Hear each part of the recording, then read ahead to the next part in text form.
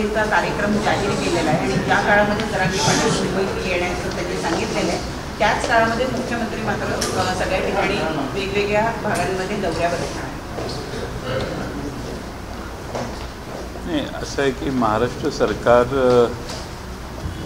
सर्व पक्षाच्या बैठकीत आम्हाला त्यांनी सांगितलं आहे की काय काय प्रयत्न ते करत आहेत आणि सर्व पक्षांची आरक्षणाला संमती आहे. त्यासाठी ते काय करणार आहेत सरकार या बाबतीत त्यांनी मागासवर्गीय आयोगाला जबाबदारी दिलेली आहे. मागासवर्गीय आयोगाचे अध्यक्ष 2 सदस्य यांनी राजीनामामधल्या काळात दिला.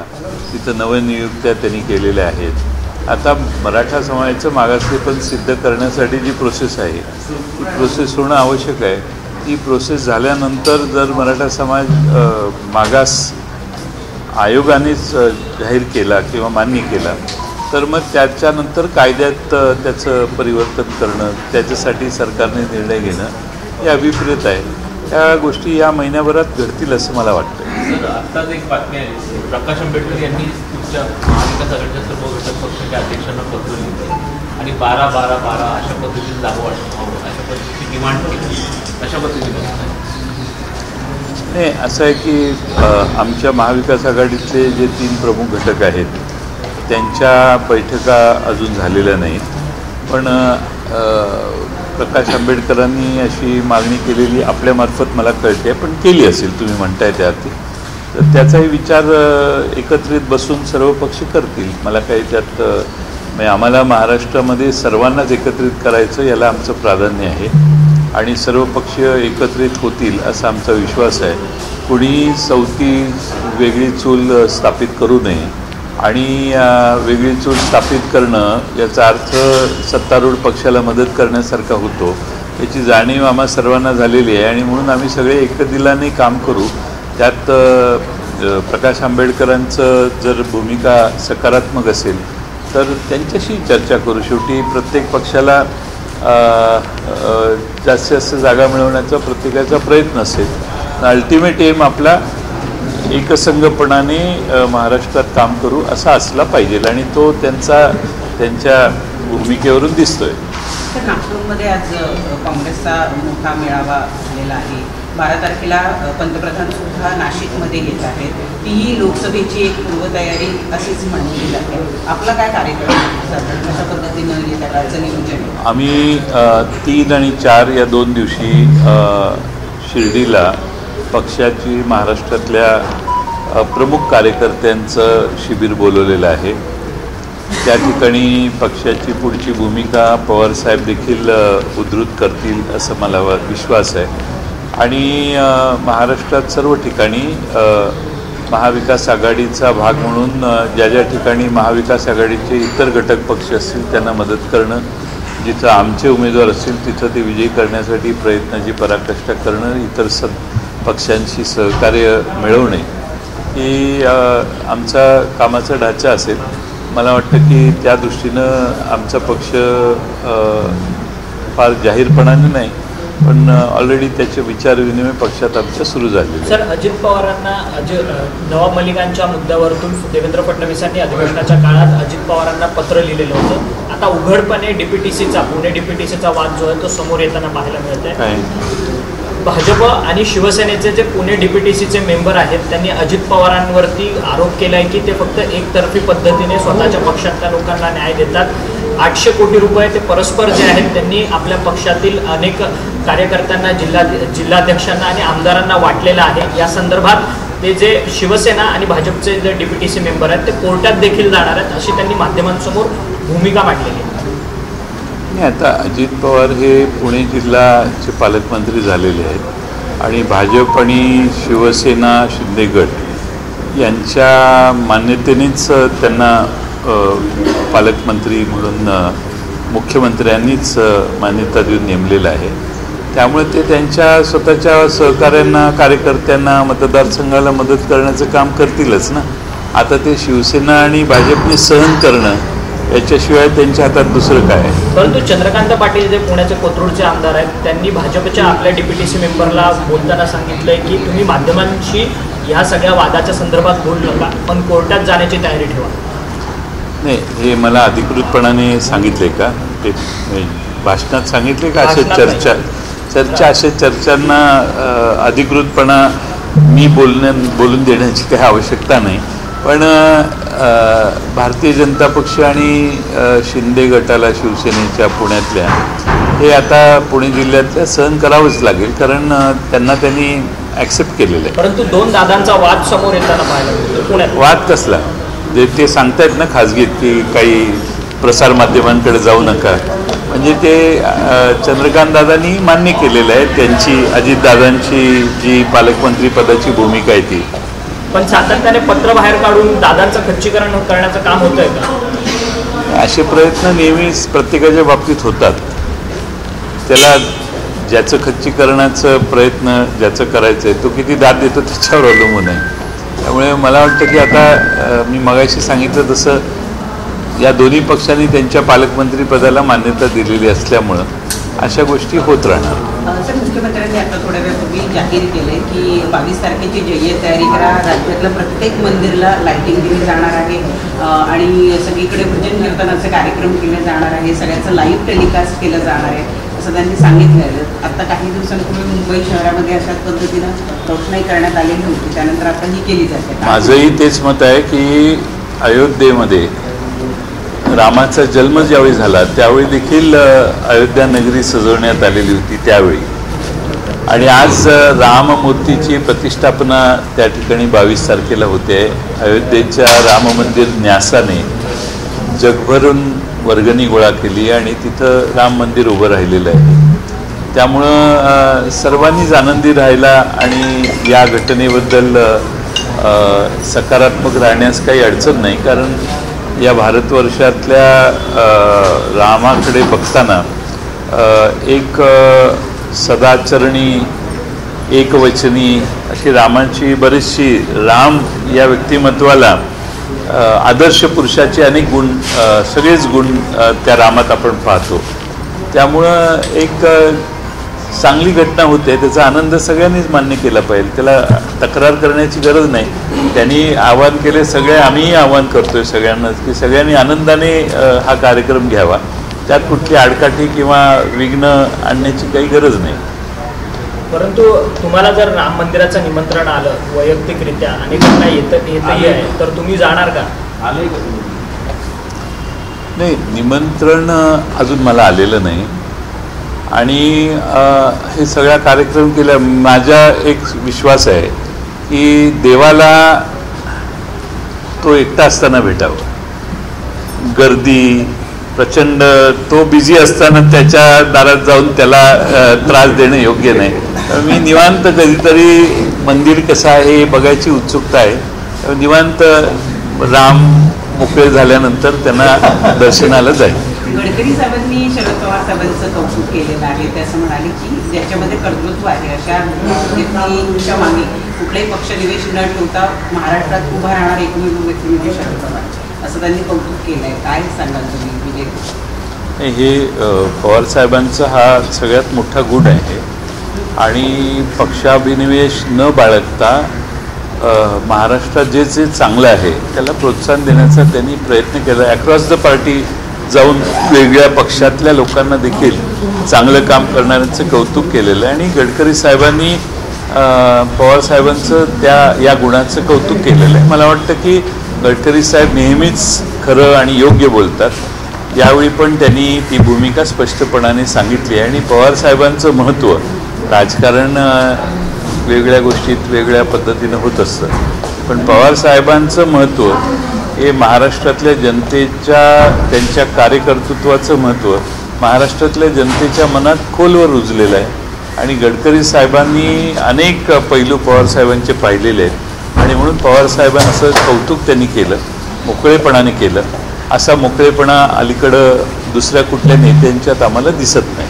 सर, मेहबूब शेख जे तुमचे युवकचे अध्यक्ष आहेत त्यांच्यावरती मरीन ड्राईव्ह पोलीस स्थानकामध्ये तक्रार दाखल करण्यात आली आहे. काल आकाशवाणी आमदार निवास येथे त्यांच्यात आणि काही लोकांमध्ये काहीतरी बाचाबाची झाली, त्याच्यावरतून त्यांनी जातीवाचक शिवीगाळ केली असा देखील आरोप मेहबूब शेखवरती ठेवण्यात आला आहे. सध्या ते मरीन ड्राईव्ह पोलीस स्थानकामध्ये.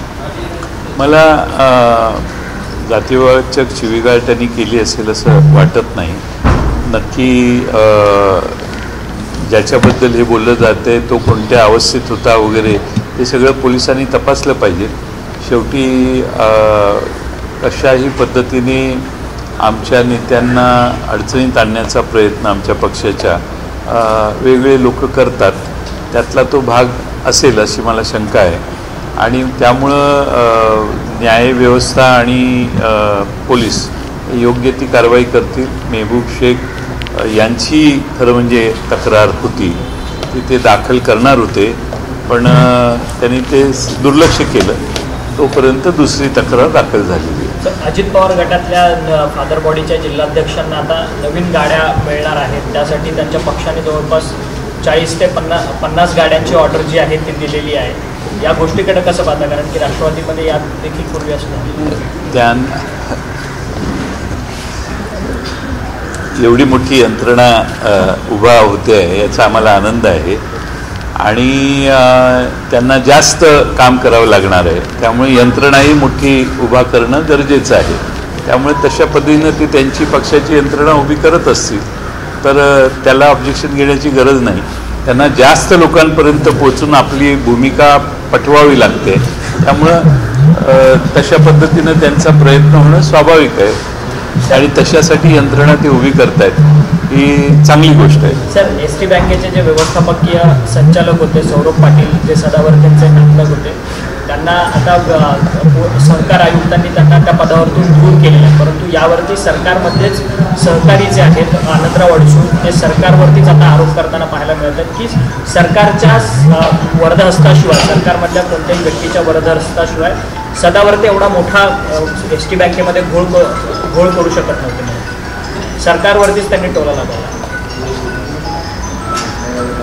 निवडणूक झाली, एस टी महामंडळातील कर्मचाऱ्यांनी नवं संचालक मंडळ निवडून दिलं, एका विशिष्ट भावनेनं केलं, पण त्यांचा भ्रमनिराश झालेला दिसतोय. दरम्यान निवडून आलेल्या संचालकांनी कार्यकारी संचालक अननुभवी असणाऱ्या व्यक्तीला नेमलं. विधानसभेमध्ये याचा प्रश्न आम्ही विचारलेला होता. सहकार मंत्र्यांनीही त्यावेळी आश्वासन दिलेलं की अपरिपक्व कमी अनुभवी असणाऱ्या व्यक्तीला एवढ्या मोठ्या बँकेचं कार्यकारी संचालक देणं हे ऑब्जेक्शनेबल आहे, पण याला रीतसर आम्ही प्रोसिजर पूर्ण करू आणि योग्य वेळी निर्णय घेऊ.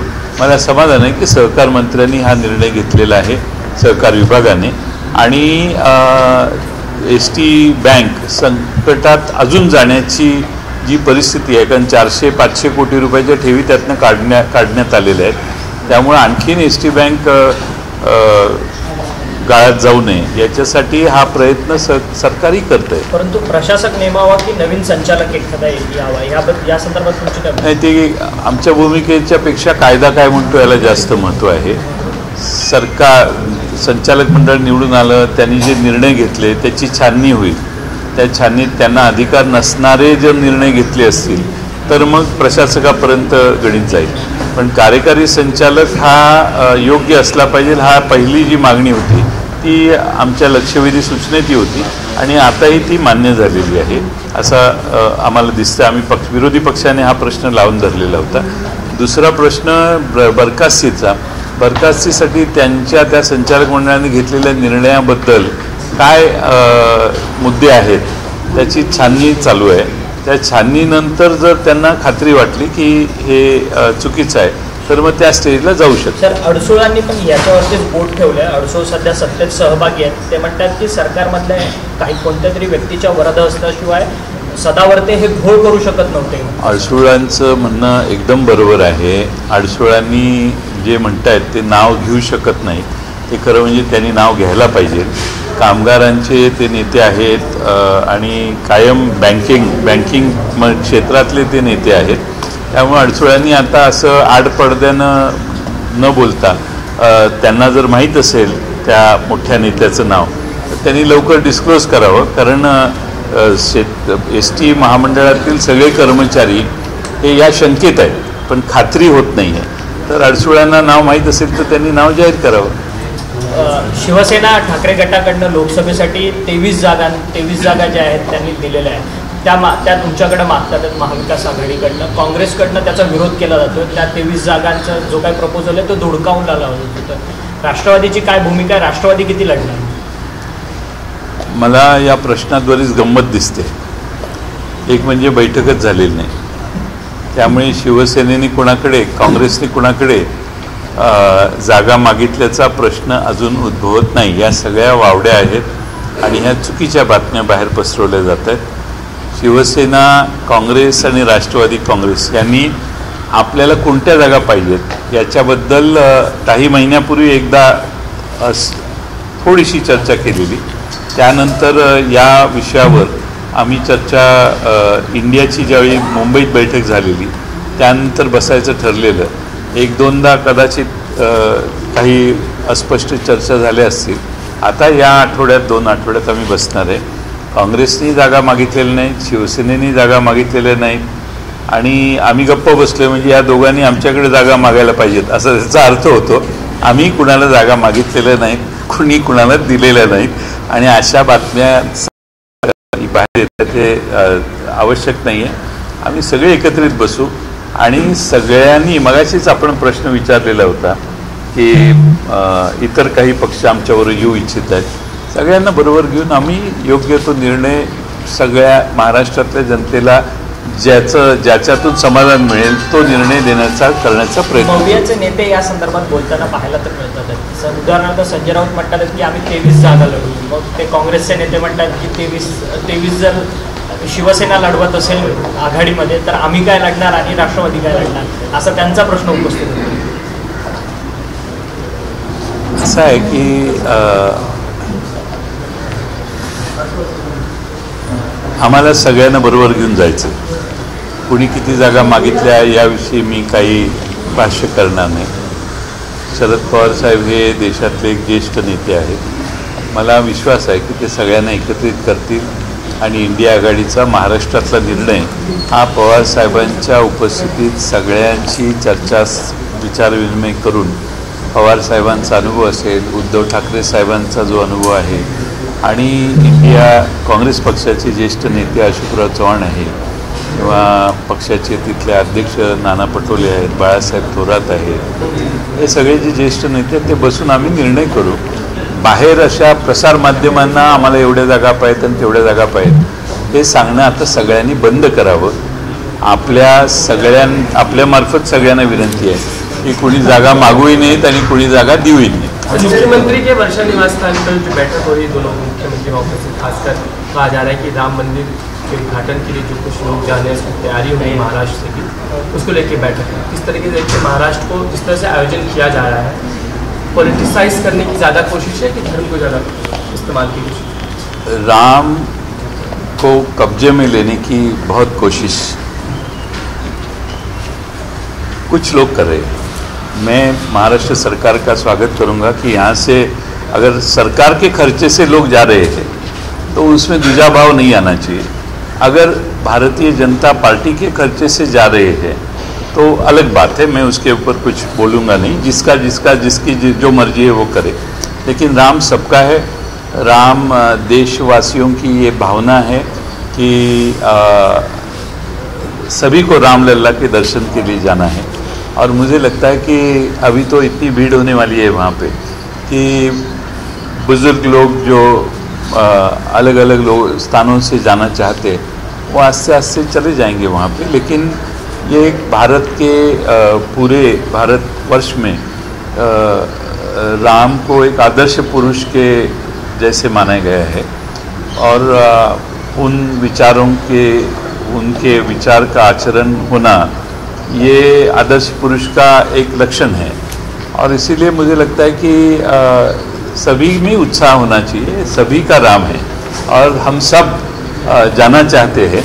अब भीड़ हुए तो फिर कभी चले जाएंगे, ऐसी कोई बात नहीं, क्योंकि एक बार प्राण प्रतिष्ठा हो जाए तो मुझे लगता है कि श्री राम वहीं ठहरेंगे और पूरे भारतवर्ष जब भी चाहे तभी जा सकते हैं. जैसे हम काशी विश्वेश्वर के यहाँ जाते हैं, अलग अलग स्थान पे जाते हैं, वैसे एक पिलग्रिमेज सेंटर वो भी तैयार हो जाएगा। लेकिन विपक्ष को बुलाने के लिए सत्ताधारी या केंद्र सरकार कहीं भी ज़्यादा उत्साहित नजर नहीं आती, फिर आप हो या उद्धव ठाकरे हो।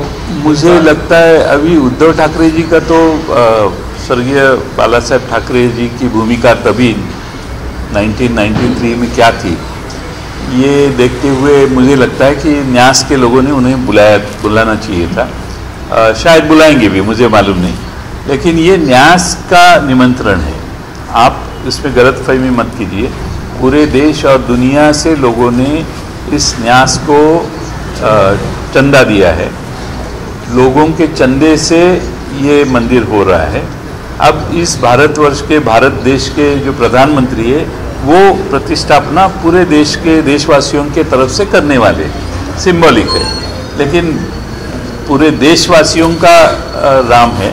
और मुझे लगता है कि उसको विरोध करने की आवश्यकता नहीं। जो हुआ है वो न्यायालय निर्णय से हुआ है, न्यायालय ने निर्णय दिया है और आज राम मंदिर वहाँ हो रहा है, इसमें सबका आनंद है। सर, मराठीतच हाच प्रश्न आहे की आता बैठक सुरू आहे, राम मंदिर आयोजनाची मोठी तयारी जी आहे ती सरकारकडनं केली जाते, कशा पद्धतीने? सरकार सगळ्यांना घेऊन जाणार असेल तर आनंदच आहे। सरकारला पक्ष म्हणून कोणी जर वेगळे पक्ष लोकांना घेऊन जाणार असेल, देशात राज्यातल्या विधानसभा आणि लोकसभा मतदारसंघातले काही लोक घेऊन जाणार असेल तर तोही एक वेगळा प्रश्न। आता प्रत्येकजण ह्या गोष्टी करतात। आता नगरसेवक गणपतीला एसटी बसून लोक घेऊन जातात, तसं आता ते एक नवीन डेस्टिनेशन तयार झालं आणि त्याचा आम्हाला आनंद आहे। रामावरती दावा ठोकतात का सत्ता? असं तुम्हाला सगळ्यांना वाटायला लागले, एवढ्यापर्यंत जोरात प्रयत्न चालू आहे, पण राम हा सर्वांचा आहे आणि आज ज्यांच्याकडे साधनं आहेत ते अधिक रामभक्त आहेत असं दिसतंय। ज्यांच्याकडे साधनं कमी आहेत त्यांच्या मनात राम आहे आणि ते कधी ना कधीतरी त्या रामाचं दर्शन घ्यायला जातील। एबीपी माझा, उघडा डोळे बघा नीट।